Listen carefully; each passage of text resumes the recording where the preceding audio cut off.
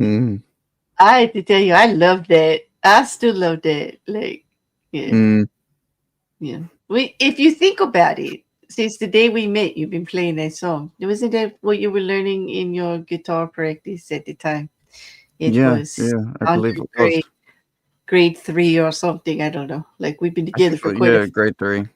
yeah, because we've been together for what, you're up 5 now? Like we've been Mhm. together for quite a few.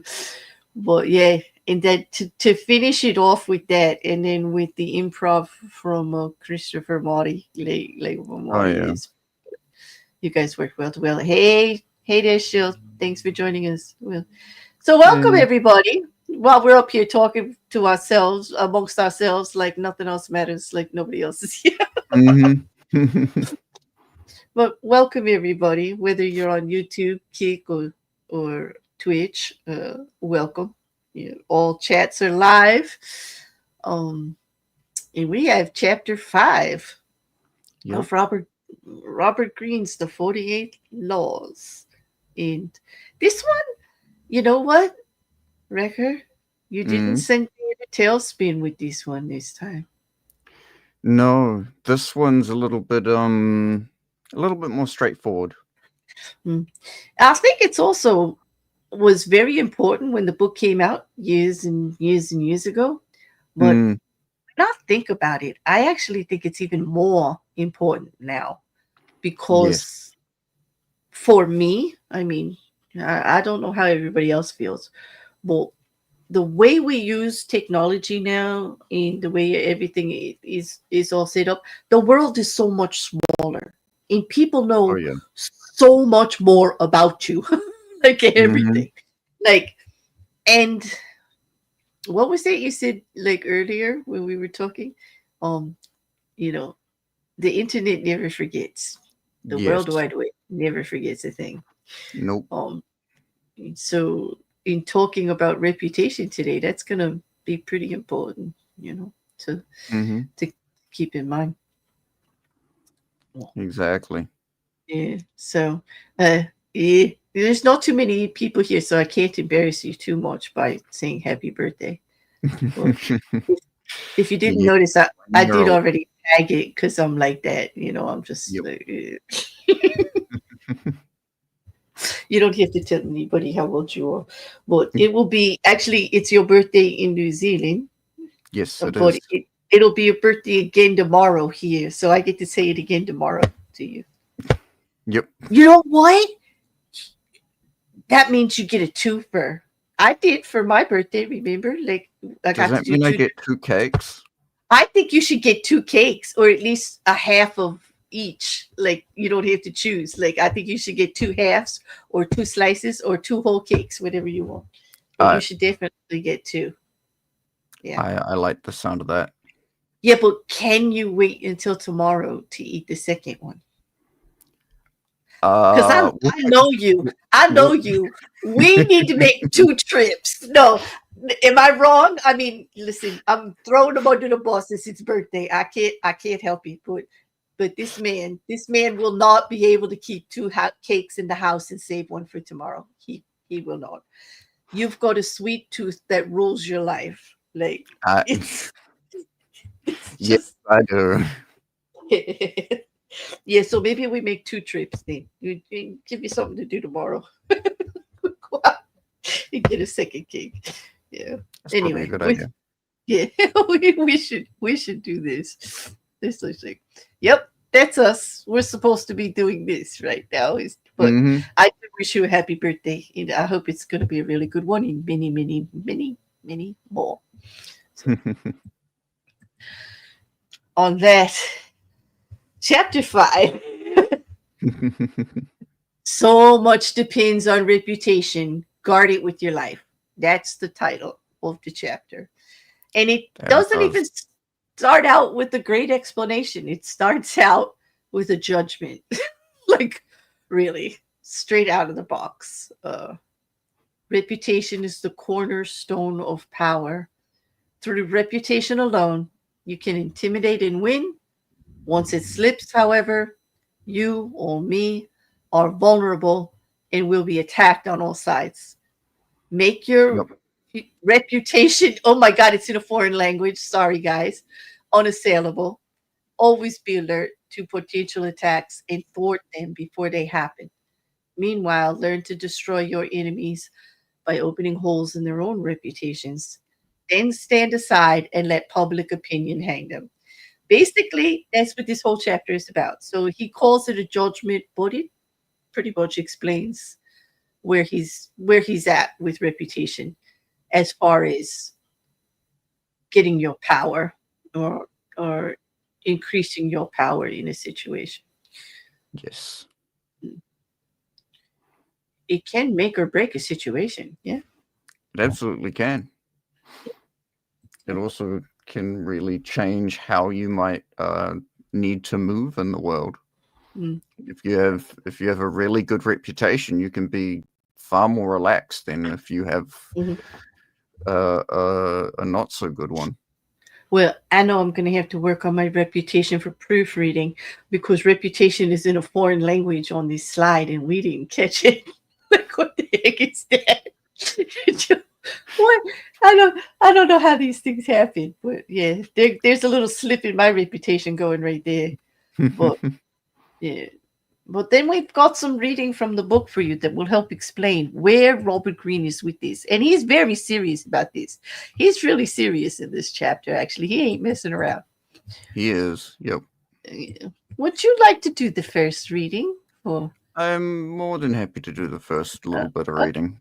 okay. And for those of you following along, that is going to be on pages 61 through 62. It is tiny print.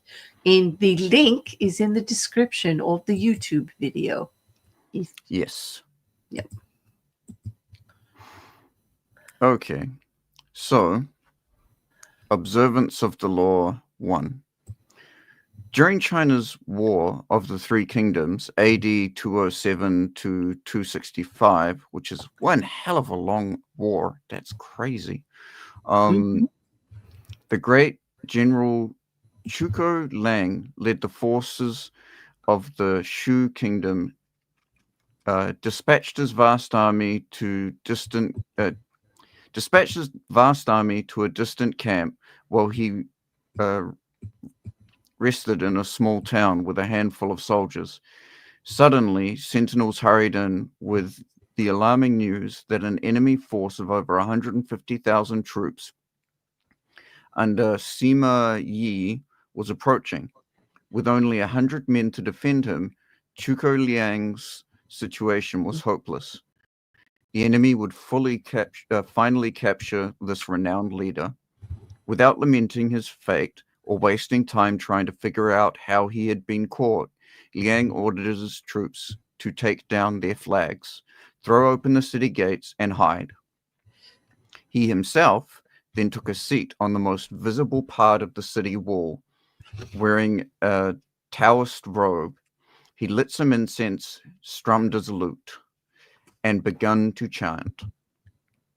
Minutes later, he could see the vast enemy army approaching an endless phalanx of soldiers. Pretending not to notice them, he continued to sing and play the lute. Soon the army stood at the town gates. At its head was Sima Yi, who instantly recognized the man on the wall. Even so, as the soldiers inched to enter the unguarded town through its open gates, Sima Yi hesitated, held them back, and studied Liang on the wall. Then he ordered an immediate and speedy retreat.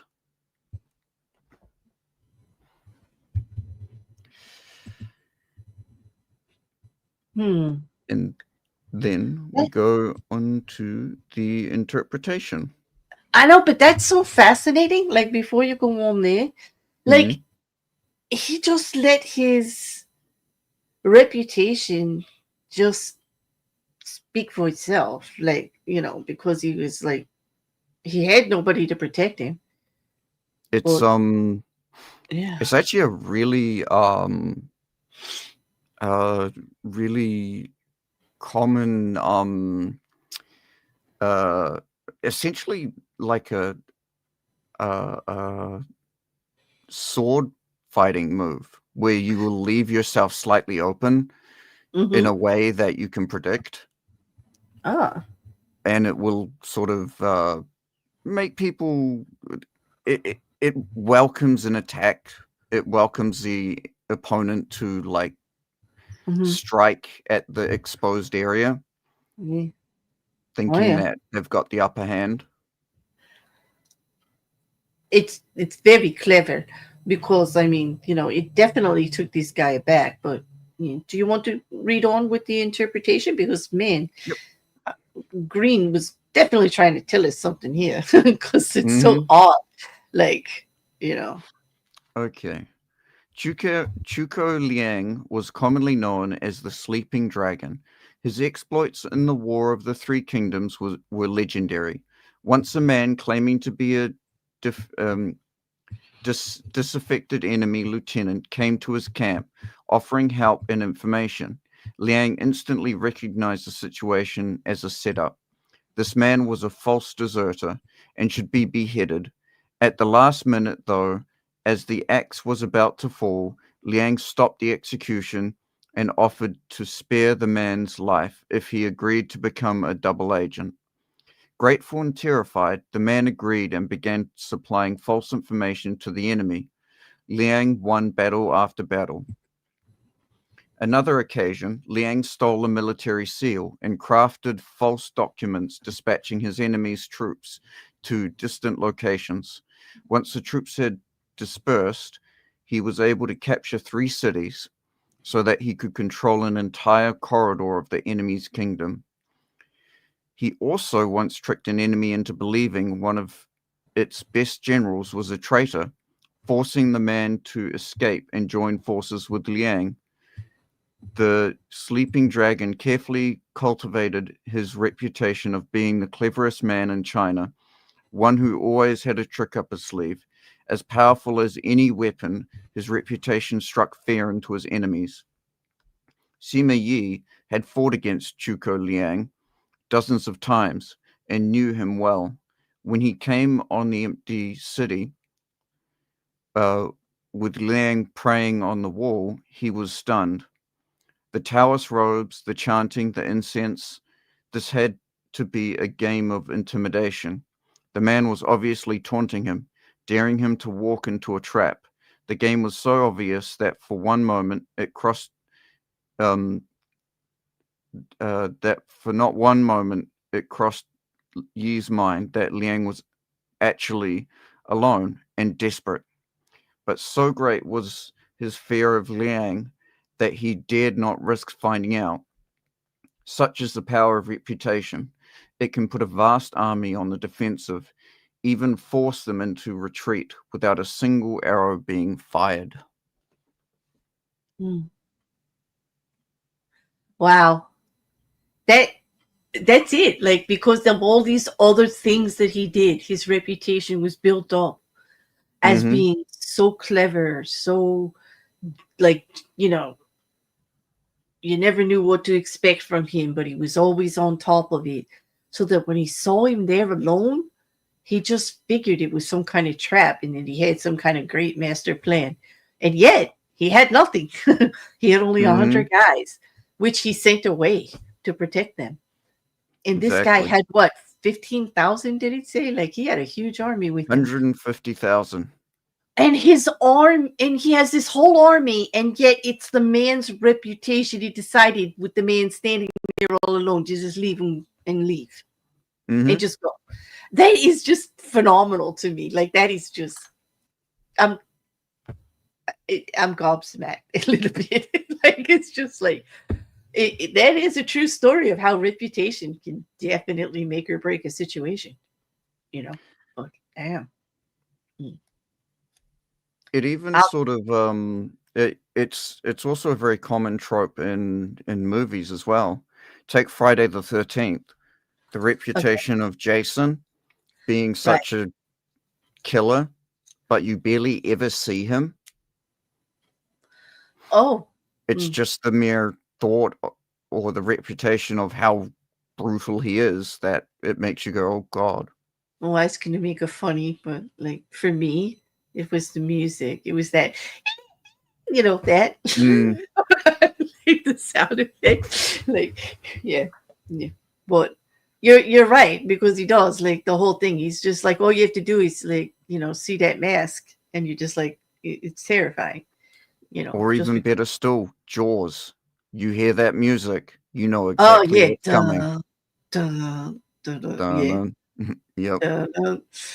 Yep. Here comes that shark. But yeah, it's just like, they set the stories ahead of time and you hear about these things. Yeah. But exactly. I want to read this Montague quote from the book. I didn't put it on the slide, but before we get into the next one, because they have more than one story.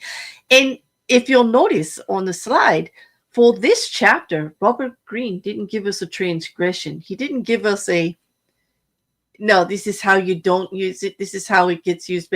Because he really wants us to concentrate on paying attention to our reputation so completely that there is no reversal. There is no transgression. Like, there's no room to transgress. You really got to be on top of it. It's pretty clever. Yeah.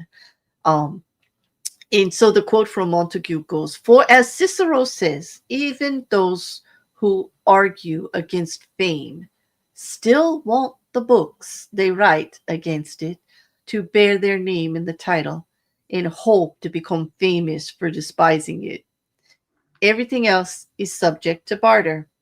We will let our friends have our goods and our lives if need be, but a case of sharing our fame and making someone else the gift of our reputation is hardly to be found." Montague from 1533 to 1592. That's a good one. It just means, like, we'll do anything for others as long as they don't ask us to ruin our reputation for it.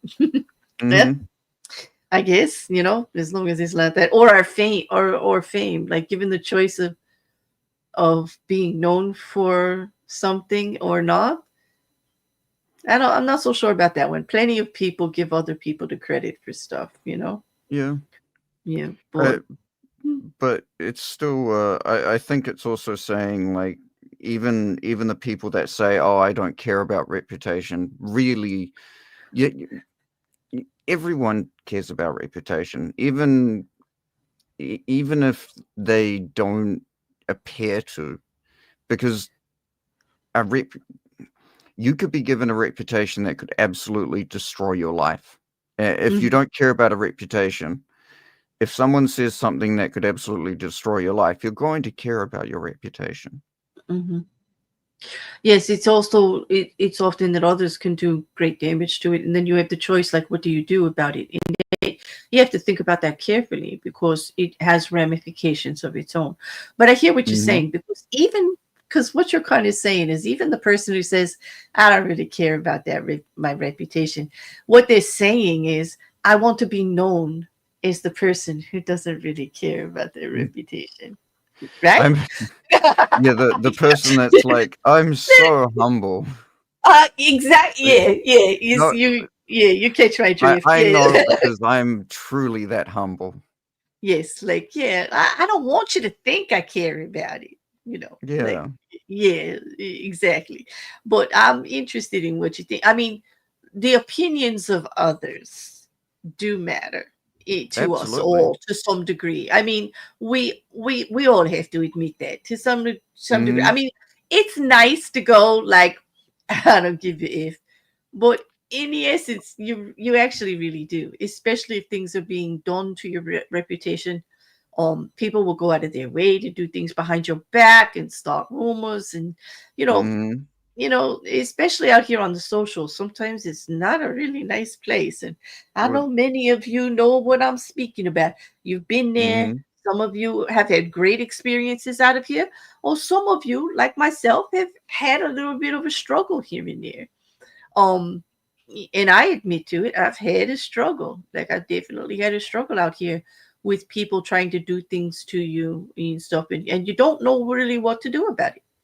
And what Green says in this chapter is that we have to think about that really carefully because you have two Mhm. choices. If you attack it, that's one choice, but they could use that against you too and say you look desperate and you're weak, Mhm. and there must be some truth to it, you know, or you could just ignore it. And they're just like, well, they got nothing to say about it. It must be true. Or they could say, well, they're not bothering because it's ridiculous. But it depends on the reputation you had before they started. You Exactly. know, it depends on what people are thinking about it and how they're looking at it and how deep they want to go into it. So Mhm. it's really not in your control at all. You know, there's so much Well, about it that is not in your control. You know, the thoughts it's of others I'm yeah. talking about. Oh, Like, yeah, the thoughts of yeah, others, absolutely. You can't control what other people think at hmm, all. yeah. You can just control what your own actions are. Hmm. So, like, whatever the choices that you make, you just got to be solid about it. You got to be comfortable with it. It's where you're going to Mhm. stay. Because it's risky either way, and that's a good lead into the next story because there's some risk here. Because he gives us another observance of the law, number 2, and we're going to read that one also right from the book. And by the way, I have posted in the chats the PDF if anybody wanted to read along. If you're interested or go back later, it's also in the description of the YouTube video below. Uh, Observance of the law, second example. In 1841, the young P.T. Barnum, trying to establish his reputation as America's premier showman, decided to purchase the American Museum in Manhattan and turn it into a collection of curiosities that would secure his fame. The problem was he had no money. The museum's asking price was $15,000, but Barnum was able to put together a proposal that appealed to the institution owners, even though it replaced cash up front with dozens of guarantees and references. The owners came to a verbal agreement with Barnum, but at the last minute, the principal partner changed his mind, and the museum and its collection were sold to the directors of Peale's museum. Barnum was infuriated, but the partner explained that business was business and the museum had been sold to Peale's because Peale's had a reputation and Barnum had none. Barnum immediately decided that if he had no reputation to bank on, his only recourse was to ruin the reputation of Peale's. Accordingly, he launched a letter writing campaign in the newspapers, calling the owners a bunch of broken down bank directors who had no idea how to run a museum or entertain people. He warned the public against buying Peale's stock, since the business's purchase of another museum would invariably spread its resources thin. The campaign was effective. The stock plummeted. In no more confidence in Peale's track record and reputation, the owners of the American Museum reneged on their deal and sold the whole thing to Barnum. It took years for Peale's to recover, and they never forgot what Barnum had done. Mr. Peale himself decided to attack Barnum by building a reputation for highbrow entertainment, promoting his museum's programs as more scientific than those of his vulgar comp- comp- uh, competitor. Mesmerizing hypnotism was one of Peale's scientific attractions, and for a while it drew big crowds and was quite successful. To fight back, Barnum decided to attack Peale's reputation yet again. Barnum organized a rival mesmeric performance in which he himself apparently put a little girl into a trance. Once she seemed to have fallen deeply under, he tried to hypnotize members of the audience, but no matter how hard he tried, none of the spectators fell under his spell, and many of them began to laugh. A frustrated Barnum finally announced that to prove the little girl's trance was real, he would cut off one of her fingers without her noticing. But as he sharpened the knife, the little girl's eyes popped open and she ran away, to the audience's delight. He repeated this and other parodies for several weeks. Soon, no one could take Peale's show seriously, and attendance went way down. Within a few weeks, the show closed. Over the next few years, Barnum established a reputation for audacity and consummate showmanship that lasted his whole life. Peale's reputation, on the other hand, never recovered. Whoa! So he made fun of what the guy was doing Mm. and took away the edge that he had on him for saying, oh, well, I'm doing it and it's so scientific, not like my vulgar competitor here. Like, he's so crass. He's a charlatan. So he just does the same thing and just makes it like a big joke. Nobody took the other guy serious anymore. That's like tragedy. Like, I don't think he deserved that actually, but it's just, Business is business. business is business. Yeah, to each his own, right? Here we go. Mm-hmm. Yeah, you know. Um, Let me just read this short interpretation here. So Barnum used two different tactics to ruin Peale's reputation, according to Green. The first was simple. He sowed doubts about the museum's stability and solvency. Doubt is a powerful weapon. Once you let it out of the bag with insidious rumors, your opponents are in a horrible dilemma. On the one hand, they can deny the rumors, even prove that you have slandered them. But a layer of suspicion will remain. Why are they defending themselves so desperately? Maybe the rumor has some truth to it. If, on the other hand, they take the high road and ignore you, well, the doubts, unrefuted, will be even stronger sometimes. If done correctly, the sowing of rumors can so infuriate and unsettle your rivals that in defending themselves, they will make numerous mistakes. This is the perfect weapon for those who have no reputation of their own to work from. Once Barnum did have a reputation of his own, he used the second, gentler tactic, the fake hypnotism demonstration. He ridiculed his rival's reputation. This too was extremely successful. Once you have a solid base of respect, ridiculing your opponent both puts him on the defensive and draws more attention to you, enhancing your own reputation. Outright slander and insult are too strong at this point. They're ugly and may hurt you more than help you. But gentle barbs and mockery suggest that you have a strong enough sense of your own worth to enjoy a good laugh at your rival's expense. A humorous front can make you out as a harmless entertainer while poking holes in the reputation of your rival. Mm. It's dirty. It's so dirty. Mm-hmm. Mm. So, well, Nietzsche had something to say about it too. You know, Nietzsche always comes into these chapters here and there, doesn't he? It is easier to cope with a bad conscience than with a bad reputation. In answer to Barnum being so dirty about this. Yep. Okay. So and now we get to try to go a little farther into what Green was extrapolating in this chapter for us to dissect. Do you want to do this one? I can do that. The mechanics of reputation. Green identifies several critical aspects of how reputation functions. Reputation as a multiplier effect. A strong reputation amplifies everything you do. Your words carry more weight, your presence commands more respect, and your influence extends far beyond your immediate actions. Anchoring effect.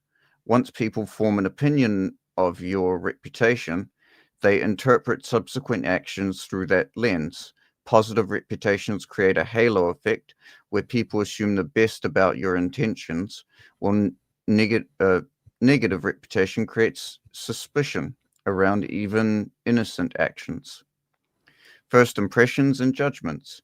People make rapid decisions using what psychologists call System 1 thinking, quick, intuitive judgments based on limited information. Your reputation shapes these snap decisions in your favor or against you.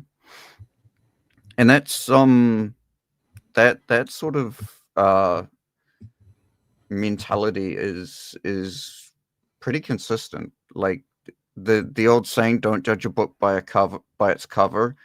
Mm-hmm. It's really like let's be honest.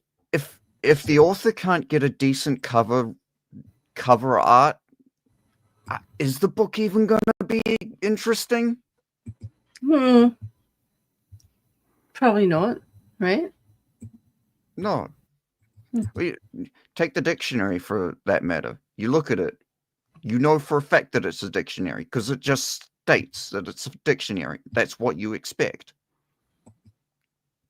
If it was some sort of epic story, you would expect a more interesting cover art. It does make sense. It is. Obviously, it's not. It doesn't always. It's not a hard and fast rule, but like. Well, it does. Like I see how, you know, how reputation like divided what it actually does. I mean, especially with these impressions and judgments, depending on what you've heard about somebody ahead of time. And then like it said, you know, using what we call our quick thinking, you know. We're designed to see patterns. Yeah. We're built to see, to be able to distinguish between things. It's one of the reasons why we're able to see, like for instance, in the wild, we actually are terrible at higher levels of detail. Oh wait, is it either higher levels of detail or higher levels of color? Because if we saw, I think it's color. Because if we didn't, no, oh God, I can't remember. Basically, there's an aspect of us that that helps us be able to see threats.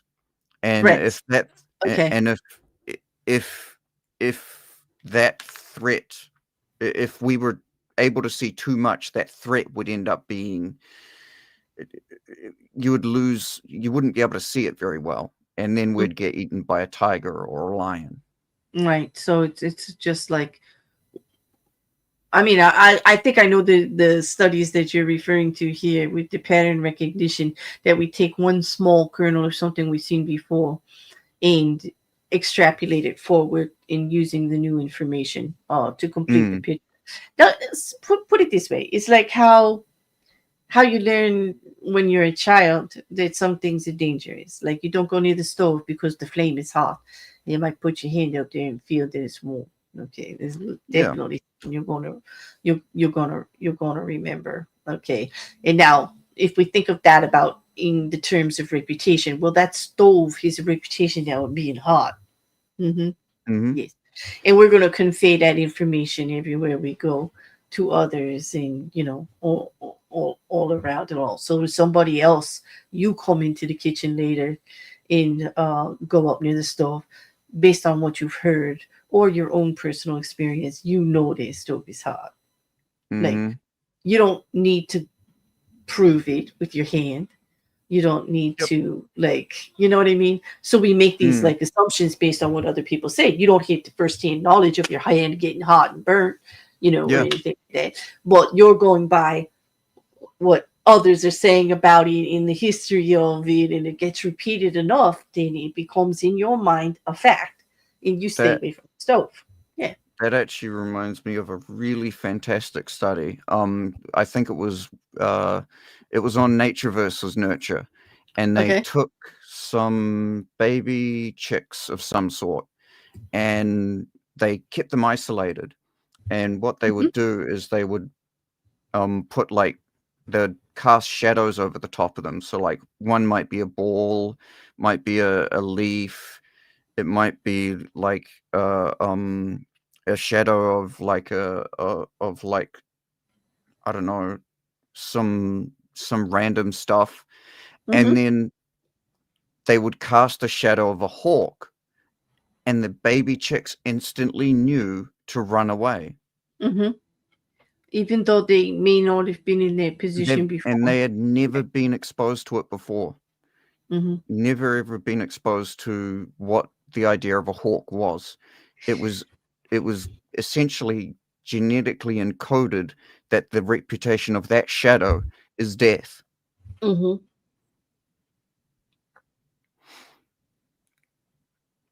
Well, that definitely hammers it home about the things that you hear from other people's experiences. It gets passed down and whatever, like how reputation is so important and monumental because you want it to be Mhm. good. You don't want the Hawks reputation for sure. No. For sure. Well, I mean, Mhm. maybe. Yeah.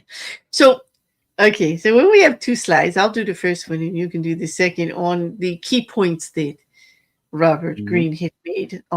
Before we get to some more fun examples, like because I'm looking forward to those. The key points for easy explanation. You know what? Can you read this one and I'll be right back? Yeah, I can do that. Yeah, and if I'm So, not, go ahead to. I'll move it to number two. okay. Uh, Key points for easy explanation. Reputation is your most valuable asset.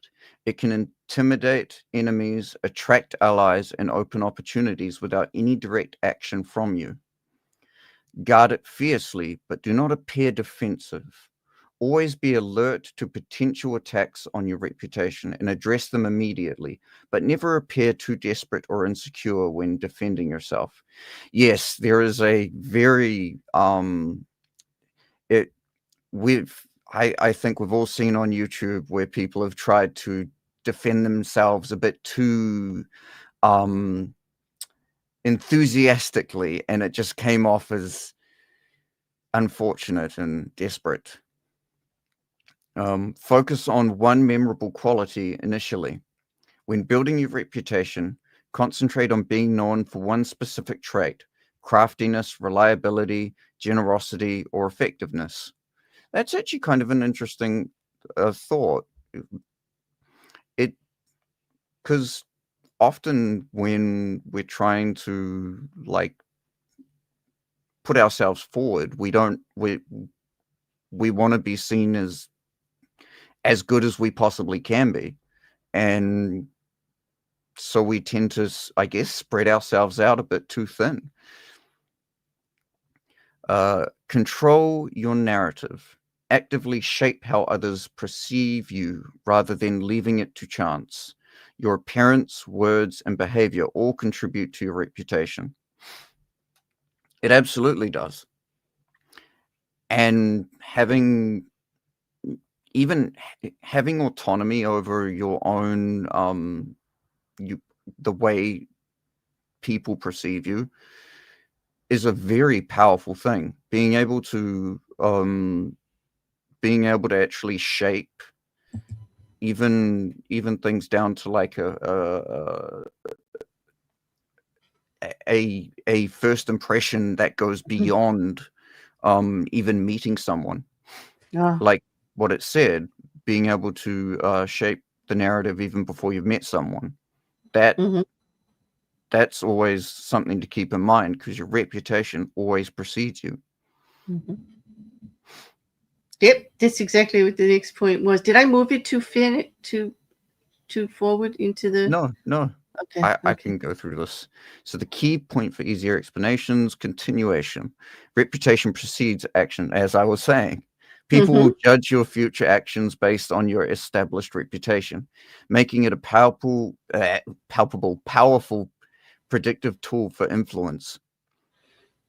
Attack opponents' reputation strategically. You can undermine enemies by carefully opening holes in their reputations, but be subtle to avoid damaging your own standing. And that's true. Like you don't want to come off as someone who's spiteful, unless Right. you're. But to be fair, if you're going to be spiteful, just be spiteful and just own it. Yeah. You'll have a better. If you're going to be a dick, just own it. Just own it. Don't try and act like you're better than you actually are. Exactly. You'll get more respect from people. Yeah.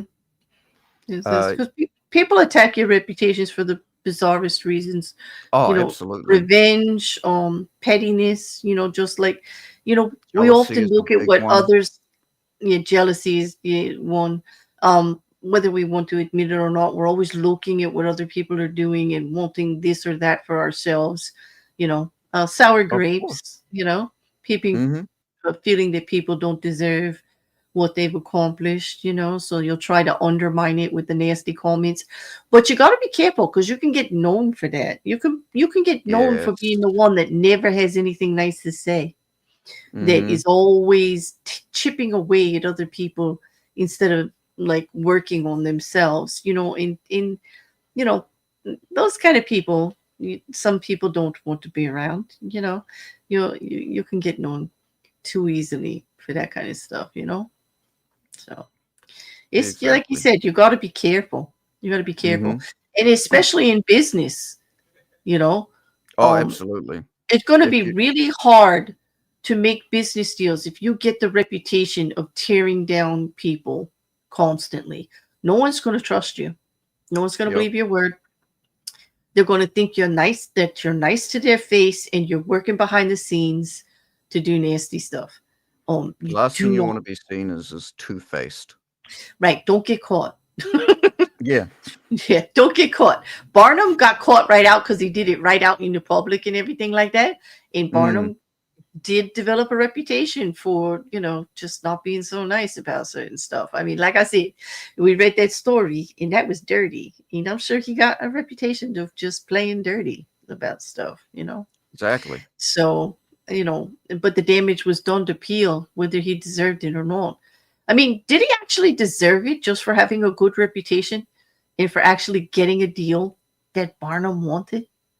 I mean, what did the No. man actually do to deserve being done so dirty that his reputation never recovered. He met Barnum, basically. he did a deal that involved that Barnum wanted. Yeah, see, because sometimes it's just unfair, the things Hmm. that happen to reputation in the way. I mean, especially now, things are so volatile on the socials, and things Absolutely. happen so quick. Why you got Hmm. to pay attention. Let me let you Well, get to the last two. Sorry, I sidetracked you. use reputation for defensive purposes. A strong reputation protects you from attacks and makes people hesitate to challenge you directly. It does. It does. If you have a reputation for being an excellent debater, people won't want to debate you. Claire. Hmm? What? Don't call me out like that. Anyway, reputation can substitute for actual power. Sometimes the perception of power and capability is more effective than possessing the actual resources. Yeah, record. Like when you said I was a great debater. Okay, we'll just spread that rumor and have people leave me alone. Well, I Actually, I have one I. word. I have one word. Mhm. Coffee. Oh, that was a great debate. Yeah, that was. Exactly. Yeah. Okay. All right. I will admit, I'm pretty good.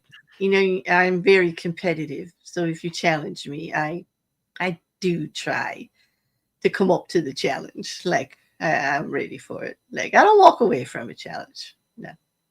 All right, you can have that. All right. Okay. Notice nobody's ever challenging me to a debate anymore. Nope. So in reviewing this, we were considering, Recker and I, in doing a little bit of research on what would be the practical modern applications, because Green's book was put out a while ago, and he likes to still just stay on the business power end of it, like really, really harsh. But then we'd like to just pull it a little bit together for the practical modern applications. Can Recker, can you read this one, and I'll be right back. Yep, I can do that. Practical modern applications. In today's interconnected world, Law 5 has become even more critical. Digital reputation management. With social media and online reviews, reputation attacks can spread globally within hours. Uh, proactive monitoring and rapid response systems are essential. Yep. And there is actually a really good example of one that happened quite recently. It was that CEO that stole the hat off that kid. That guy, he's a dick.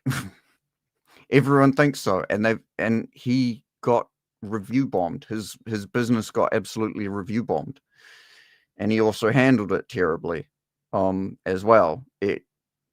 He shot himself in the foot twice.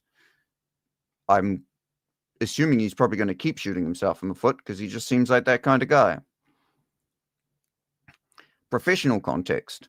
Your professional reputation affects your career advancement, business partnerships, and network opportunities. Companies like Starbucks and Johnson & Johnson have demonstrated how transparent, swift responses to reputation crises can actually strengthen long-term standing. I can't remember what Starbucks did, but Johnson & Johnson is actually a really good example of this because if anyone can remember the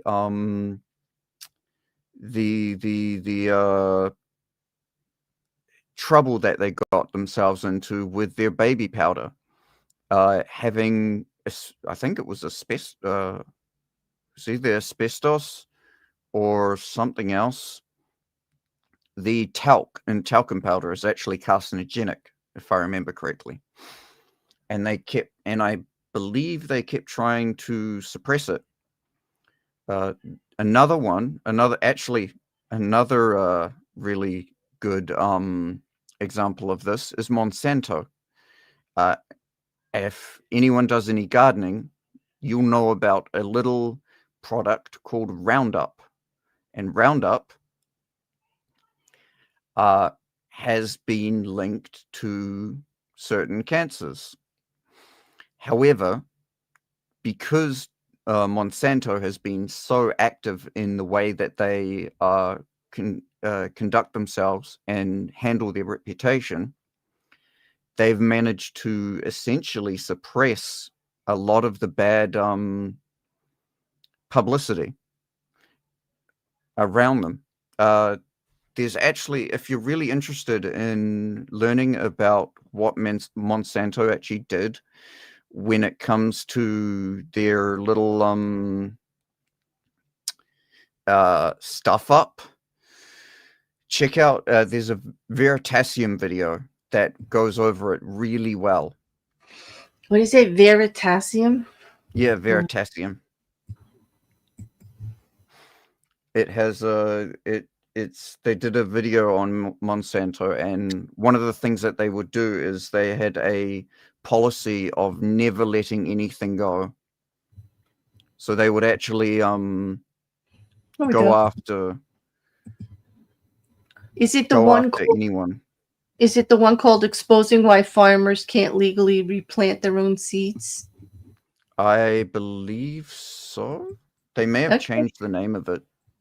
Well, anyway, here's at least this is a link about Monsanto to Veritasium on YouTube that you guys can look it up. It's a pretty recent one. Yeah, it is. Exposing why farmers can't legally plant their own seeds. Mm-hmm. So I just thank you for doing the slide. Then I just came in here and bombed you with Kendrick and Drake, like just real quick. My hand hit the keyboard and I put it right up there. I hope you were finished with the slide. Sorry. I was. Yeah. I think I was at least. And thank you everybody for your patience. It is a little crazy here. It's like a revolving door right now going on. And so just for people's privacy, I had to keep muting so that they don't hear. But this was fun because when it comes to reputation, this was a class. This was a class. This was a master class in how it was done. Basically, for those of you that you may be familiar or not, but when we start talking about it, at least if you don't know the names, when we start talking about the stuff that happened, you will at least see why it's a master class, because it really is. Because, okay. Can I start with the foundation? So, and you can quiz me on it, since you actually have educated me on this, and we've had a lot of fun following it. For some of you that know me, I really don't have a lot of nice things to say about Mr. Drake much anymore. Like, I'll roll my eyes if you bring up his name. A lot of people don't. Yeah. But anyway, in 2024, Kendrick Lamar versus Drake feud represented one of the most perfect illustrations of Law Number 5 in modern times, demonstrating how reputation can be weaponized, protected, and ultimately determine victory regardless of any other factors. This battle wasn't just about rap skills. It was, if I might say, a strategic war of cultural legitimacy, where Kendrick masterfully applied Green's principles while Drake violated them catastrophically. That's an understatement. From the beginning, both of these artists understood that this was not merely about lyrical prowess. It was about controlling the narrative around authenticity and cultural legitimacy. Drake entered the battle with, shall we say, Rekkr, a commercial reputation, but questionable cultural authenticity, often called a fake, sometimes calling an appropriator of the culture of hip-hop. Yeah. Kendrick positioned himself as the defender of hip-hop's essence, the true hip-hop legend, versus what he portrayed as Drake's culture vulture colonization of hip-hop. This aligns perfectly with Green's principle that reputation creates the framework for how all future actions are interpreted. Kendrick established the battle as authentic versus inauthentic, or in other words, the way I like to put it, real versus fake, fake AF, making it nearly impossible for fake AF, aka Drake, to win on his own commercial terms. Lawbury. Poor Aubrey. Okay. Okay. Do you want to talk about Kendrick's strategic application of the law? Yes. Mhm. So, Kendrick sort of entered the battle with what Green calls a protective reputation. His Pulitzer Prize, 22 Grammy wins, and status as the most critically respected rapper alive created armor around his attacks. When he made allegations against Drake, his reputation for artistic integrity and thoughtfulness gave weight to his accusations, along with certain preconceived notions of who Drake was as a person. Mm. So for the power of selective engagement, for over a decade, Kendrick had been strategically building his reputation as someone who doesn't engage in petty beefs. So making his decision to fully attack Drake kind of makes it feel monumentous and justified. Mm-hmm. The scarcity principle sort of amplifies every word he said. Right, because he wasn't known to be out here battling, like nitpicking like this or attacking full force. I mean, of course, right? From what you have educated me with rap, and we listen to quite a bit of it now, there is always a little tit for tat back and forth, but not a whole full on. This whole thing's about you, and I'm saying these really strong negative statements about you as a person, as your art, and how you are moving in the world against the legitimacy of hip hop. Like that was Well, rough. yeah. Yeah. And because Kendrick's actually very well known for being recluse. He disappeared for like I think it was 5 years where no one heard anything from him, and then he dropped an album. Mm-hmm. Mm-hmm. I think it might have been Mr. Morale and the Big Steppers. He had took a massive break. Mm-hmm. He did. And he said it was because he wanted to be creative, but he had to focus on the things that mattered in his life and straighten some things out. He did a lot with his family. He doesn't regret stepping back because it No. improved for him his creativity when he did come back and he had more to say. I Mm, think when he left, did he say he was not going to be around because if he didn't have anything to say, he didn't have anything to say. yeah. If Right. he didn't have anything to say, he generally doesn't say anything. Which really amplified when he did come back, and he had Yeah. so much to say, so Exactly. much to say. And it wasn't, although it was correct me if I'm wrong, when I look at it, although it was about Drake, it was at Drake, because Drake was kind of putting himself in that position against him, saying I'm number one, you're just whatever, I'm the king here of rap, of Ja- rap, I am on the top. In Kendrick had so much to say about the hip hop in general, in the industry in general, right at the time, and he Basically, Drake used this turned himself into an effigy of of everything wrong with with people the trying industry. to use hip hop. Right, with what was going on in the industry at the time, right? Mm-hmm. And he just stepped right in it and went, okay. And so he just made it kind of easy, I think, for Kendrick that way, because everybody says, well, it's just because he didn't like Drake. That's not true. His statement about this is bigger than Drake, but Drake was the perfect example, so he went for him and he took him out. But Yep. I'll let you talk about how he multiplied reputation to his benefit. So, for instance, in Not Like Us, the track became devastating not just because of its lyrics, but because Kendrick's reputation allowed the most serious allegations to stick. And it's also because, well, those reputations were already kind of out there. As one, as sort of one analysis kind of noted, Kendrick was making characteristic revelations about Drake, things people were already very much prepared to believe. Because they'd heard rumors, right? Yes.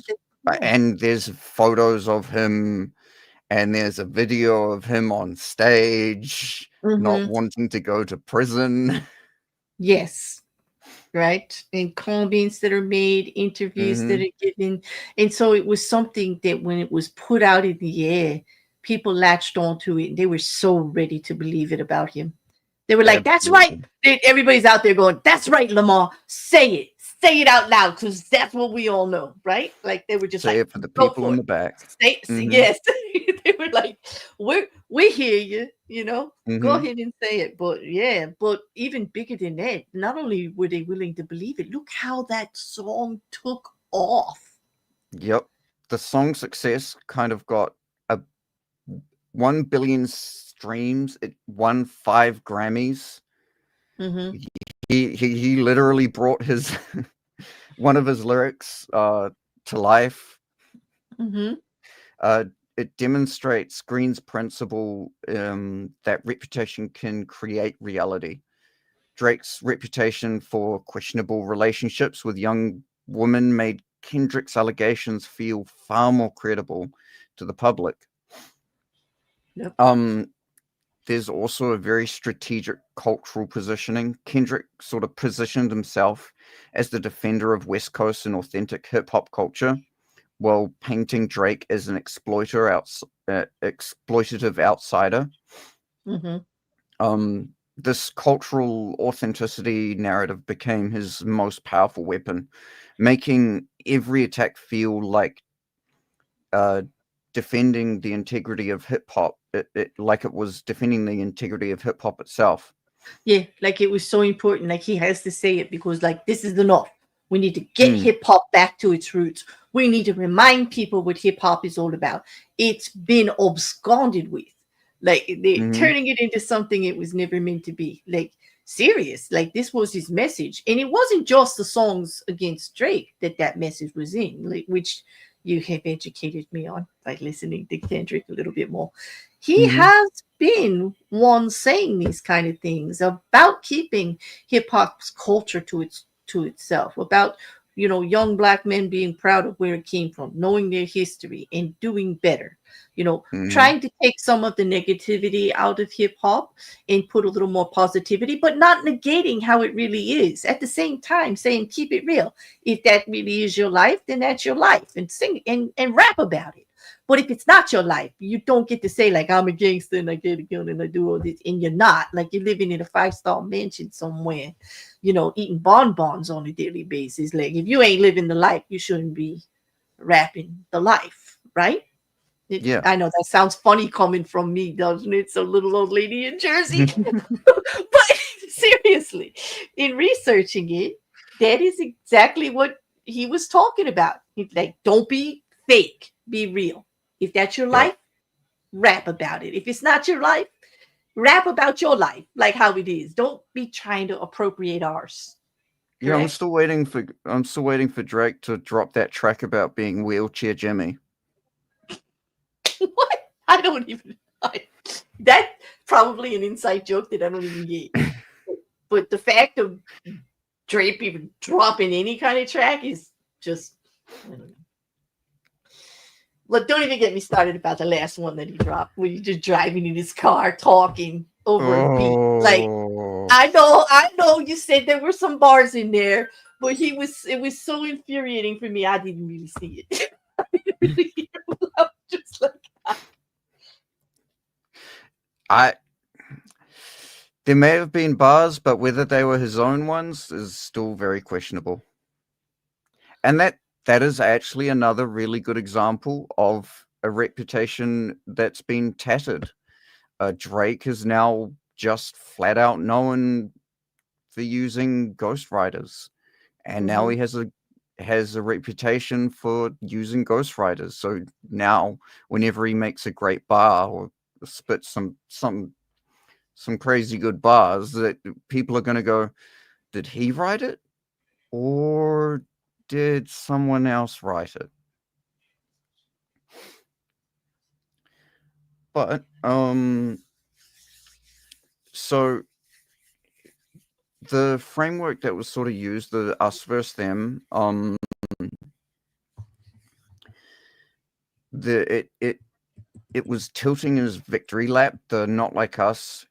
Kendrick kind of created a binary where supporting him meant supporting authentic hip hop culture, while supporting Drake kind of meant endorsing cultural exploitation. This was very strategic framing, making it culturally, making it very culturally and socially costly to side with Drake, because we all know, like, the people that sort of sided with Drake were, you kind of, at the start, we kind of gave them as a little bit of a side eye. Like, you're really siding with a guy who on stage made out with someone who's underage and then tried to play it off by saying, I don't want to go to jail. Yeah. But you and not only just straight that, up continued to say that she looked good. I know, he just kept at it. Like, that's just it. It's not very apologetic. But when he framed it under the real versus fake, like, who wants to be on the side of fake, right? Like, who wants to actually put that forward, you know?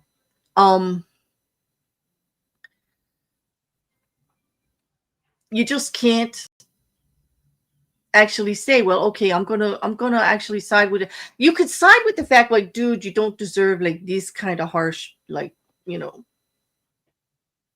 pushback. They should just let you be, let you do your thing your way. But Drake wasn't like playing it like that. If he just played like, fine, like, I don't do it the way you do it, and that's just fine. You can judge it if you want, like, but this is how I do it. And just like, instead of like, pushing back that he's the real deal and he's like so tough and he's really gangster and he, like he actually is the authentic one, which nobody could actually see. You know what I mean? Like, it just made it even worse because, Drake actually handled this whole thing like it was catastrophic. Like, what he did. He made it so much worse for himself. Okay. Attacking by ingrained what Green would say. Okay.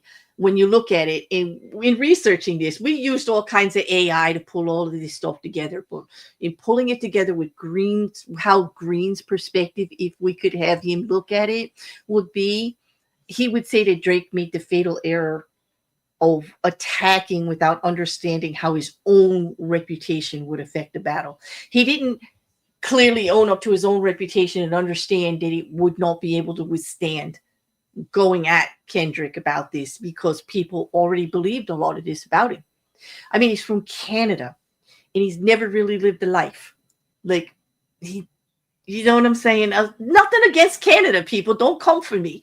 But when you're talking about the origins of hip hop here in America and what it represents and how it is, Drake, can I just say Drake don't fit the profile? Okay? That's all I'm going to say about that. He does not fit the profile. He's a Disney baby. He was a pop artist. He could rap. Yes, rap is a genre that everybody loves, but there's pop rap and there's, this and there's that. But there's a uniqueness to it and a genuineness to it that needs to survive if you're going to be attacked versus real versus fake. Unfortunately, Drake's reputation was already in the fake department well before Lamar called him out for it. Would you agree? Yeah. Yeah. Of course. Okay. And so with him not actually owning that, okay, you know, he didn't realize that his own reputation with inappropriate relationships made him vulnerable to whatever Lamar was going to keep saying.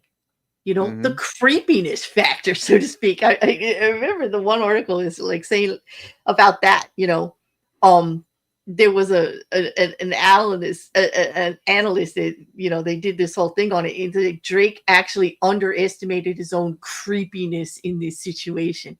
That actually defending what he was doing and trying to ignore it, sweep it under the rug, and not understanding that there was a little bit of tooth to it, just made it easier and easier for Lamar to keep bringing it up. You know, um, he kept trying to disgrace Kendrick with uncharacteristic revelations that people didn't believe about Kendrick, and he didn't have evidence of it. Um, and it actually just exposed him even worse. You know, it exposed some of his petty behind the scenes fake behavior that people already suspected about him. The more he tried to put out those revelations about Kendrick that people weren't willing to believe. You know, I mean, he said some pretty nasty stuff, like tit for tat. They both did, like back and forth about their families and stuff like that. Um, Now they've got hidden children, you know, and there's just all Mm-hmm. this, there's all this stuff, and then, you know, the one, if Trying to you say recall, that he was too famous to get to be a predator. yeah, yeah, And this was shortly after Epstein and Weinstein. mm-hmm. Oh, like they're not famous, yeah. Hmm. Um, there was also so the the he saw with that Family Matters thing. He tried to say that, you know, Kendrick was a wife beater, and obviously no one believed it. And so when Kendrick actually posted the music video to Not Like Us, he made a point to put to show like his wife and his kids uh were happily with him. And one of the other things that he said, that Drake had said to try and discredit Kendrick, was that one of the kids wasn't Kendrick's at all, but actually his friends. Mm-hmm. And if you see the music video, you can clearly tell that both the kids are in fact Kendrick's. Very His much. son inherited Drake's inherited Kendrick's heirs. Mm. And they're very distinctive. They are. But even Hmm. so, just to say something like that without any evidence of it, you know, just made him look a little more petty in his fighting back, and it It's just kept getting worse and worse and worse. well, There was it always there was also the timing that Drake did things, you know. it You, wasn't so much that what he was saying; it was how believable it was, and what he was like. Even if you're gonna say something, at least make sure that it's somewhat believable. exactly. Yeah. Or that you it gives give people something to go by with it, you know, because, you know, it's in a rap battle. They're not going to believe it right off anyway. They're going to go, oh, where's that coming from? Like, I didn't hear that before, whatever. And you got to give him more than just your word, because his word's already been diminished greatly, you know, Hmm. by the interactions. But there was also one of the mistakes that Green would say is a big faux pas was Drake violated that principle that Green talks about controlling the narrative flow. Because when he released that track, Family Matters, right, where he Hmm. said Kendrick responded with Meet the Grams just 20 minutes later, you know, making it look Hmm. like, and then he released Not Like Us, which even harder hit the next day. That rapid Hmm. response took away everything Drake kind of said in Family Matters, creating the impression that Kendrick was prepared and always a step ahead of Drake. Like he was ready for him. He was ready for him. Most people don't even remember Family Matters. Family who? Yeah. And everybody remembers Not Like Us. Like the Yep. song of the summer was played everywhere. Okay. Mm-hmm. What Family Matters? Like, yeah, that's your diss against Kendra, and everybody's like, so what? Like, they don't even remember the stuff that you said in there. Like, none of it hit. I mean, it hit. I mean, he did what he could. I mean, you can't blame a guy for trying, but timing is everything. And he did not have control of the narrative. He didn't think it through. He didn't think it through. And what made it worse is in Meet the Grahams, Andy not he in his first diss, he warned Drake that he was ready. Mm-hmm. 1, 2, 3, 4, 5. Remember? Okay. He told Or him I calculate straight you're up. not as calculating. I can even predict your angles. Exactly. He told him straight out that he had a plan, a long-term plan for this. And if you want to play, he's ready to play. And just Drake didn't take him seriously. Nope. But worse than that, and this is the one that really gets in my craw, okay? Because with all that going on and his hit, his reputation's taking this huge hit. And of course, he's upset. His numbers are plummeting, his reputation, he's got things being canceled, he's got people that are distancing themselves from him. Drake's life stinks at that point, right? Mm-hmm. He's thinking, what can I do? What can I do? What can I do? Right? And well, he did something that I and many other legal minds and people that I'm watching that do industry posting about these, all of the hip hop rags and stuff like that. Not many people agree that this was a good move. Okay. Because Drake then went and sued his own record label for the release of Not Like Us. He went and sued Universal Music Group, said that they were because Kendrick's also part of that group, that they were supporting Kendrick over him, and they were using bots, and they were actually like pushing him to do a hit, to do something with him as some kind of thing. I guess he was trying in the beginning to say that it was like contract negotiations or because Drake makes too much money. But if Drake is Basically, really yeah. at the king of the top of the hill, he wouldn't have to do that, would he? Okay. But basically it looks like sour grapes. Because Mm-hmm. what is he asking for in here? He wants Kendrick Lamar's contract. He wants to see what Kendrick's making over him. Like he's using it for all kinds of stuff. Okay. And basically it's sour grapes because he's complaining about maneuvers that the Universal Music Group made that he definitely benefited from for years. It's just not his turn. Like maybe, that saying, your day in the sun is done. Now go sit in Mm-hmm. the shade. Well, it seems like Drake don't know when the sun's moving out of the sky. Mm-hmm. And he's actually sour grape suing them because Kendrick's successful right now in not him.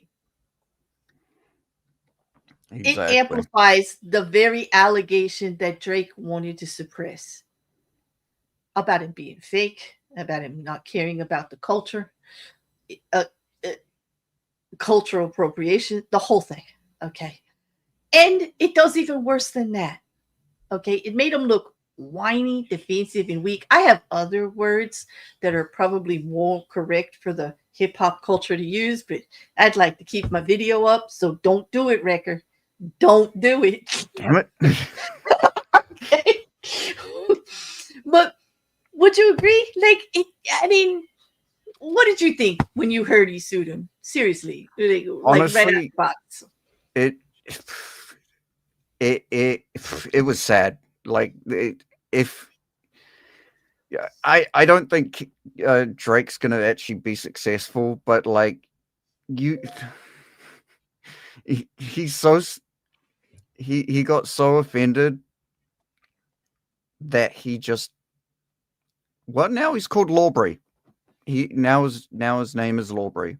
He Yeah, did the one okay. thing that you're not meant to do in a rap battle, which is try and take it further. Mm-hmm. Uh, Like complaining It, about freedom of speech it's just ridiculous. and it's a rap battle that he Mm-hmm. participated in, and now he's blaming the record company for it. Like, Mm-hmm. explain that to me. He was going toe to toe with him until like he notices the tide turns against him and he lost. He lost. Okay. So Mm-hmm. how is that how is that the record company's fault? Did Well, they not put out, the grams just the same? yeah, they Drake absolutely benefited from UMG just as much as Kendrick did. And so um it's how do I put it? Basically just Drake trying to suppress everything, filing the reports, trying to get all the information publicly disclosed, just unnecessary pieces of information. It really took an impact on his reputation. Mm-hmm. But when it comes to, we'll go back to Kendrick, and the battle basically increased Kendrick's reputation a millionfold. People who never heard of Kendrick were now listening to Kendrick. People who were fans of Drake turned and became fans of Kendrick. His victory pretty much was pretty much validated not just by fans, but even institutional recognition. He won Grammys. He got 5 Grammys, Mm-hmm. and he not only and then he got and he also got the Super Bowl performance, Mm-hmm. the universe, which is crazy because normally the Super Bowl is, well, they normally have a few people. Like last year's, sorry, it'd be the year before, 2023. Mm-hmm. They had Dre out, and he brought a whole bunch of people. Right. But Kendrick got the Super Bowl all to himself. Mm-hmm. It's been a while since anybody's actually, Mm-hmm. did that. And the thing is that he like got it so quick and got to put the song out there again, which gets mentioned in the lawsuit because I mean Mm-hmm. Drake is really upset about that. He wants that song gone. Like, but Oh, it's a rap battle absolutely. song. Okay, and Mm. now here's the thing: in the lawsuit, they're actually arguing over the words in hip hop. Is it really a battle, or is it like defamation? Like, is it like slander? Like, and this is like, I don't think Drake understands that he made his reputation worse because now this lawsuit, depending on what happens, is going to affect hip hop artists everywhere in the art of battle, in what the culture itself represents and what they do.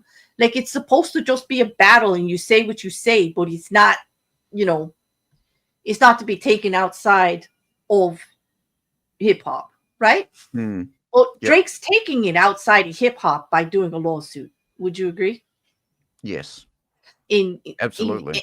and we've both been listening to a lot of industry videos and stuff like that.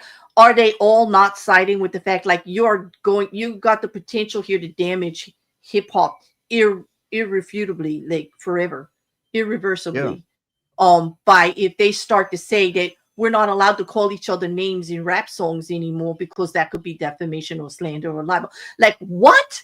Like, this is why the thing that Drake has to fight against for cultural legitimacy. Okay, this is why he's failing. He's losing collaborative relationships. He's losing industry respect. He's losing cultural integrity here because he doesn't even understand hip hop, what he's doing and how it's going to affect it. And this is why Kendrick's coming out on top as the defender of hip hop. And this was like, because he's like, dude, like, you're like being a rat. You're like being a whiny boy. Like, here, what are you doing?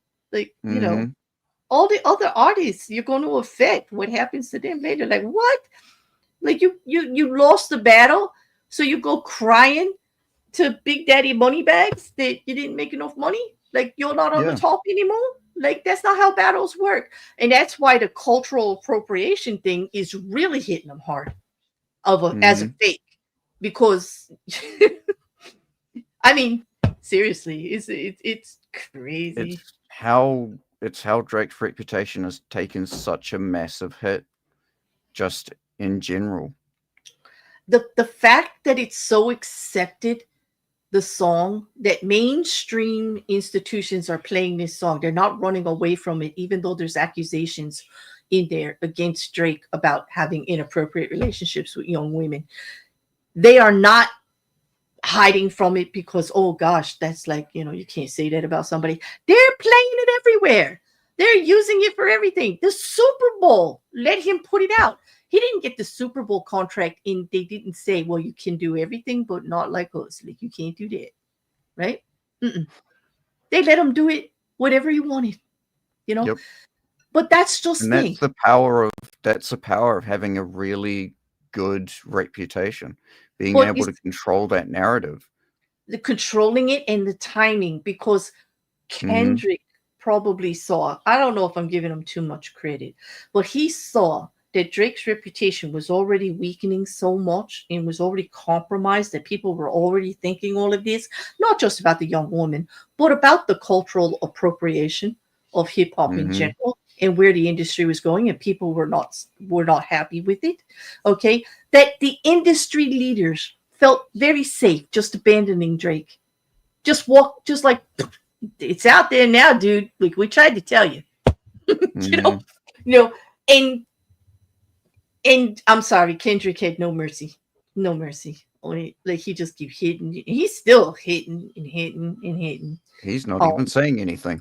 yes, yes, because like for those of you that are not familiar, when I mentioned what Drake just dropped recently, that was in response to like some little tiny lines that might be in Pusha T and Malice's like stuff lately, the clips with Kendrick, it just feeling like the fact that Drake just got to keep pushing back on it and bringing it up, like he the G, like trying to make him like he's the man and they're just like the petty ones, but he's the one that keeps Drake doing is this. just the perfect example of what not to do. Right now, Drake is the Exactly. perfect example of how not to handle your public image. You know what I would do if I was, I mean, correct, maybe I'm a little bit crazy here about how I'm thinking about it, but if I was Drake, why not just embrace my pop hip hop self and just do some stuff that he's known for, the dancing music that It's the women like to play. All the hip hop it's artists, really all what the everyone rappers, wants. all the rappers, women listen to Drake's romantic like song, like stuff like that. Play to your audience, play to the women, play to the pop part of it.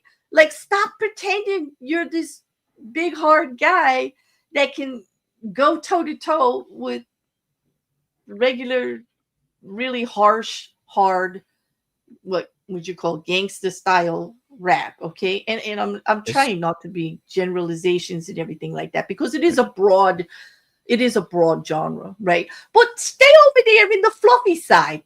Oh my god, did I say that out loud? But you know what I mean. yeah. Stay there, own it. That's what you're good at. You got a great voice for singing. You do your little dance moves. You think you're machismo, whatever. Own it. Go over there. You would actually your career would survive. Just it. It's frustrating, and I don't like the guy, but it's frustrating to see him go down in flames like that because he just keeps making it worse. Like he just keeps making it worse. Hmm. So there are 5 lessons from this battle that Green would tell us about, right? Hmm. Okay, you ready? So, um, basically, the feud perfectly demonstrates several key principles from Green's law. Um, Reputation shapes perception of truth. Kendrick's allegations stuck because His reputation made them believable, while Drake's counter allegations failed because they contradict his established character, Right. what we know of Kendrick. Right. Cultural authenticity as a reputation currency, like in hip hop, cultural legitimacy is very important for your for what asset you hold in your reputation. Kendrick weaponized this while Drake's commercial success became a liability. The strategic narrative control, Kendrick controlled the battle's framework from the beginning. He really had it. He knew exactly what he needed to do, and he maintained control over the whole situation throughout the whole thing. He made it impossible for Drake to win on terms that favored Drake's strengths. Because he made it impossible for people to side with the softer side of rap, the fluffy. He made it real versus fake. He made it like true hip hop versus like whatever that is over there. Like he drew the line. And so it made it really hard for people to support Drake on that. Like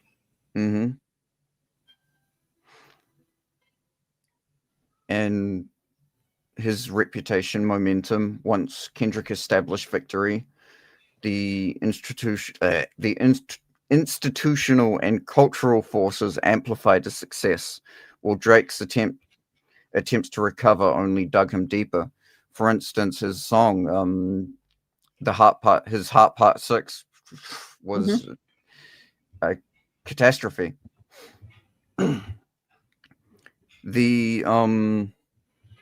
then the defensive response, signaling pretty much made Drake look weak. With the Heart Part 6 trying to say, oh, I'm too famous to be a predator, and all that other stuff, and following that whole thing up with the legal actions, it basically violated Green's warning about appearing desperate when defending your reputation. Exactly. And that's why this battle proves Green's thesis perfectly. I was so glad when we thought about this, because for us, like, this actually just proved it in a popular. And I'm sorry for those of you that aren't like into rap or hip hop, but even if you're not, you probably heard about this battle. You probably heard about the lawsuit and all the shenanigans going on about it. But it really proves that reputation matters more than actual ability or truth. Like, even if Drake can rap, okay, he's not coming back from what's been said about it, okay? Even if he does not actually have any relations with these young women, and it's all just like the way it looked and it's all been misunderstood or whatever, the truth of it doesn't matter anymore. The truth of whatever in regards to Drake doesn't matter anymore. His reputation is in tatters because of the insinuations and because of what people are willing to believe about it in the things that he did to actually support that, So it's kind of scary how well this fits, that it really doesn't matter what the truth of the matter is. It's all in what people believe, And it's how you react. It is the parallels are striking. But it's no doubt that Kendrick won. Not just because I think he's a better rapper, and you think I know you think he's a better rapper, but he is. But he definitely, all right. We're just gonna say it. We think together here. We think he's a better rapper in general, but he's got better bars and lyricists, and he's just an outstanding creator. It doesn't mean that Drake don't got something going on for himself, but yeah, he's got plenty of money to pay ghostwriters. See, that's the part that really gets to me. And I wasn't gonna go there, because when you're going real versus fake, that does it for me right there.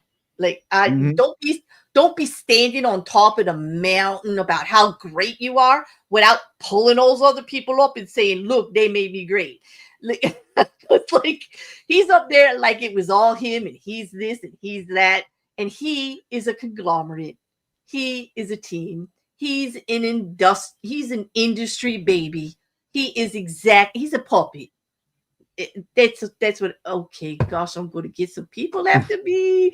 Oh, he just he puts the fake in fake and really makes Mm-hmm. the real part of hip hop stand up in contrast against him.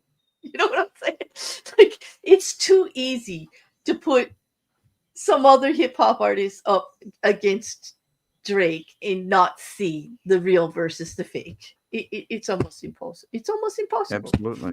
you know. But Kendrick understood the strategic positioning about the reputation. He systematically just went out destroying his reputation and his cultural standing, and that is very important in hip hop, probably more so than most genres. Okay, Mm-hmm. because of the roots of how it was founded, what it stands for, how it's developed, the different areas of it. He won, but this definitely, would you say, it has permanently altered both of the artists' places in hip hop Yep. hierarchy. Yep. The crazy thing is, all Drake had to do was take the loss and keep it moving, and he really wouldn't have lost anything. People would be like, "Oh yeah, Drake lost the battle." It it's he just had to uh he just had to try and double down more often than not. So here's a if you're ever wanting to start a channel or anything like that, if you get into drama, do you know what the best thing to do is? Just keep doing what you do. Exactly. Exactly. These It are comments here that I want to address because I think it's important. mm, Um, and it actually shows that people understand like what exactly happened out there. The person says, "I think people were really sick of the sexualization of teens. The and the Free Britney movement happened at around the same time, and all of that put us all on higher notice of these types of issues existing in the industry. It was good timing. It was because remember, mhm, Britney had just fought for her independence about from a controlling situation and a conservatorship and everything, and she had motivated her. She had a whole movement to motivate in her strength from being a victim to being a survivor. And I think we were talking about that um, prior. There's other examples. Look at the reputation of Taylor Swift. She's huge now, right? But from the mhm, beginning, she had this homegirl reputation. She was friends with everybody. She loved her friends. She loved her fans. She did all these special things with her fans, one on ones, real personable, acted like the real deal, a real person, not a diva, not a like superstar, whatever. That even now, you know, now when she's like mega huge now, like super super super huge, she still kind of has that reputation of like she's just a good person, sweet her girl, fans will die for her. exactly. I know, ooh, like my buddy Mrs. C is going, ooh, Taylor Swift. I'm just using it as an example of how a positive building and nurturing that positive reputation and what you're known for will keep building and will actually affect the future. Because even now, I swear to God, if she cursed out a waitress in public in somebody video, everybody would say it was AI. Nobody would believe it. Well, they'd probably side with her. They'd probably say the Yeah, waitress the or waitress waiter deserved deserved it it. because like she served her like whatever, because that's what I'm saying. Her reputation is so for like she's so down to earth and she's so like just one of us, in real person. She don't take it all like so diva like and everything. And then you've got people like Kanye West. Dare I even Mhm, name? Okay, who his reputation through all his stunts in his instability and never knowing what he's going to do, and always going for the sensationalism and not caring what had happened to the people who were in business with him in the record. In the beginning, he had all these supporters in all these collaborators and everything working with him. And then he would come and do this stuff and they suffer the consequences, of this outrageous stuff, because he doesn't do mild, right? He Yep. doesn't do calm. Kanye's actually a really good example of someone who is in a very unique position, because everyone knows he's mentally unwell. Like, well, we know that now. In the beginning, now we all know that he has severe mental health issues. So people are more than happy to give him a pass for a lot of the weird stuff that he does. He managed to release an album that had some very questionable tracks on it. Yes, a lot. Okay. And you know what? And even though it was creative and he was trying to make a point, he's not going to get credit for it. It just looks like he's trying to cause trouble and do sensationalism and be weird. Like, that's his reputation now. And so, he was a good rapper. Like, he was very good and creative. Like, people loved that stuff in the beginning. But the way he goes out of his way to do these stunts and gimmicks and this and that, always when he's doing this album, to say the thing that nobody wants to hear, or everything, and he doesn't even believe most of it. Like, you can't really believe that he believes half of this stuff. It's just really not been good for him. It's a perfect example of how he's getting in his own way. And the shame of it is that he purposely created this reputation for himself.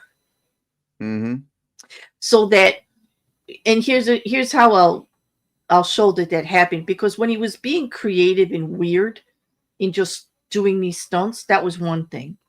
But because he did it so often and people couldn't trust what he was going to do, and it was affecting the business and the collaborators and everything else, as soon as the stuff about his mental health came out and all his troubles with his marriage, when he was married to the Kardashian, it ruined his reputation. Everybody believed the negative right away.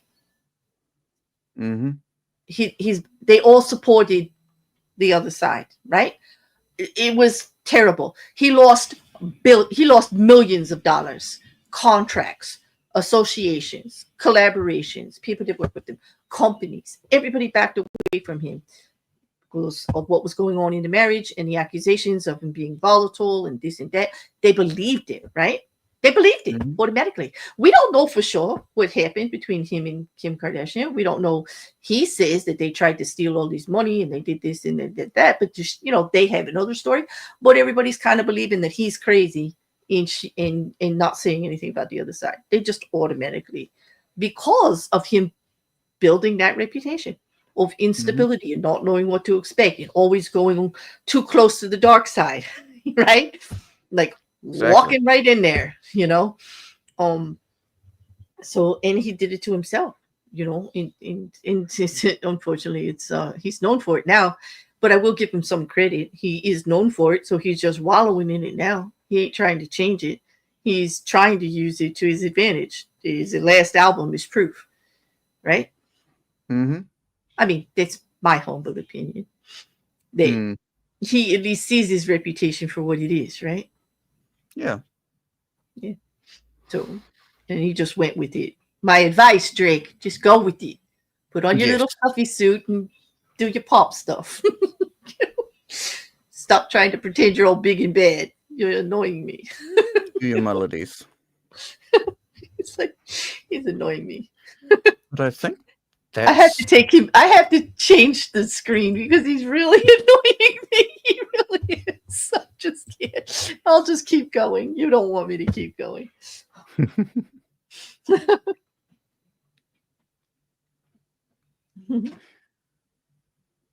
Okay, so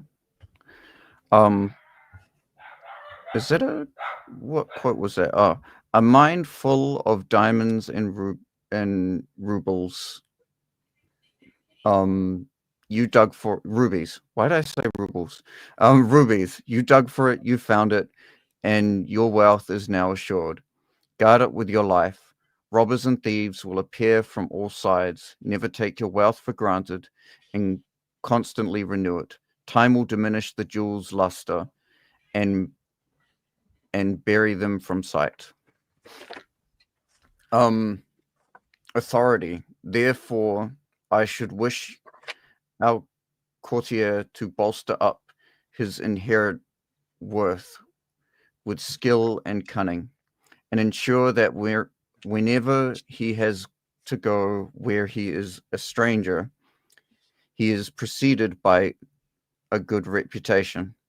From the fame which appears to rest on the opinions of many fosters a certain unshakable belief in a man's worth, which is then easily strengthened in minds already thus disposed and prepared. And that's Baldus.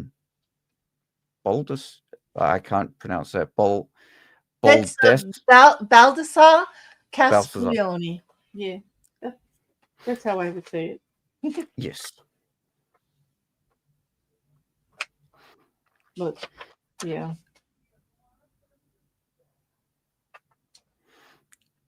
And yeah, that's another really good quote. Really good thing that sort of says, like, this is your reputation will precede you. It is. It definitely is. In like we were discussing earlier, Green doesn't have a reversal on this at all. He says there's no possible reversal. Reputation is critical.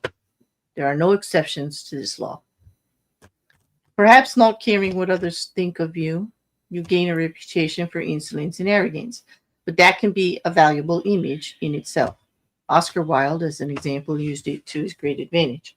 Since we must live in a society and must depend on the opinions of others, there is nothing to be gained by neglecting your reputation.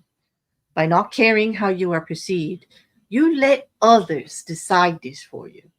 So be the master of your fate and also of your reputation, because that's how you keep your personal power and you achieve your goal oriented power for endeavors, which I like to separate the two. But I do believe your reputation is also very important for your personal power. Don't you think so? Mm-hmm. Yep. So I have to say this one was a little more fun for me than It was. It definitely was more fun. Well, you and I think so. They may not think so, but we think so because we got to talk about Drake and Kendrick Lamar. But I think I think we may have scared some people away because there was quite a few people here and they all just flew out again. Apparently, Kanye's a soft touch. Was it Kanye or was it when I asked Drake to go to the fluffy side? Because I don't know. Anyway. It is what it is. Don't hate the player, hate the game. I can't help it. Yeah, I can't help it. But for those of all of you that are coming in later or going to watch this on replay, I'd really like to hear, and I'm sure Rick would also hear what you have to say about it. We do enjoy doing this, but we would really like the interaction to see how we're doing. Or we're just going to keep going along making fools of ourselves up here because we got 43 more laws to do. But we do, yeah. We're in this for the long haul. We are. And we hope you're in for it too. Yeah. So on that, thank you so much. Thank you, mods. They not like us. Yep. So many are not like us, Jester. I get you. Yeah. Very funny. But thank you for that. But I thought it was a perfect example. I'm glad. And that was part of what we wanted to do, right? Is bring Green's book that is a bit older now, and it's got a bit of a bad reputation to try to show how it can be used in a softer way. No, Mm-hmm. some of his stuff I don't agree 100% in how we can relate it to now in 2025, and also relate it not just to business endeavors in the dog eat dog world of trying to accomplish great feats. Okay, which I admit the book probably will help you 1,000% with that, but also Mm-hmm. just in the get along in general life in general. There are some little nuggets in here in things, especially the one about reputation. Um, you know, so we can't help what others do, but we can definitely totally control what we do. You know, Exactly. yeah. And boy, did I have fun with this one. This was the reward for the 2 chapters before that I had to go through. They really tore Yes. me up. Yes. Yes. So, hey, aw, I will Well, make thank you, sure that Purple. I'll make sure he gets that. There's your happy birthday for you there. Thank Yeah. you very much. I'll make sure that he gets that over there. Thank you so much. Yeah. Yep. Mm. Yes. And for you, sir, I hope you enjoy your birthday. Well, for everybody else, I mean, we've got mid our mid our mid quarter exam done, right? So like we should be Yes, good for next weekend. Barring definitely. Oh yeah, well, bar- I'll definitely be able to do next week. hmm Yeah, so then we should be back same time, same day. Mm-hmm. Hmm? Same It was time, nice. same place. Yep. Yeah, whether you guys want it or not. If you don't want it, you better Exactly. get that comic section and tell us because we're gonna keep at it. Let you do. Exactly. Yeah. So Annette, should I push the button? You have anything Hit else the you'd like to button. leave with? Yeah. All right. Wait. Don't forget to change your bed sheets at least once every month. I don't know. A month? Oh God. Okay, that's a guy. I would ask you to do it a little more often. Okay, but yeah, all right. At least you're changing them. I'll give you credit for that. I won't bash you too hard. There you Yeah, I'm changing them. go. Okay, everybody. We'll see you next week. Thank you. See ya.